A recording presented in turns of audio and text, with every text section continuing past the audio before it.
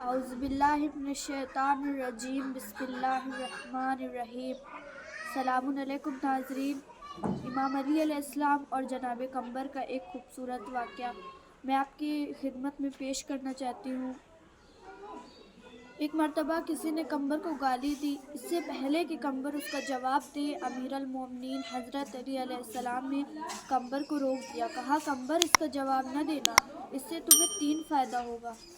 پہلا، جس نے تمہیں گالی دی ہے وہ شرمندہ ہوگا کہ میں نے اسے گالی دی اور اس نے مجھے کچھ نہیں کہا، لیکن اگر تم اسے گالی دو گے تو وہ کہے گا کہ میں نے اسے گالی دی، اس نے بھی مجھے گالی دی، تو حساب برابر ہو جائے گا۔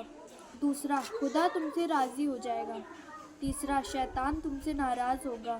قمبر تعجب سے کہتے ہیں، مولا، مجھے نہیں پتا تھا کہ گالی نہ دینے کے 3 فائدے ہوں گے۔ پھر اس کے بعد جب تک قمبر زندہ رہے تب تک کسی کو نہ برا بھلا نہیں کہا، کسی کو گالی نہیں دی۔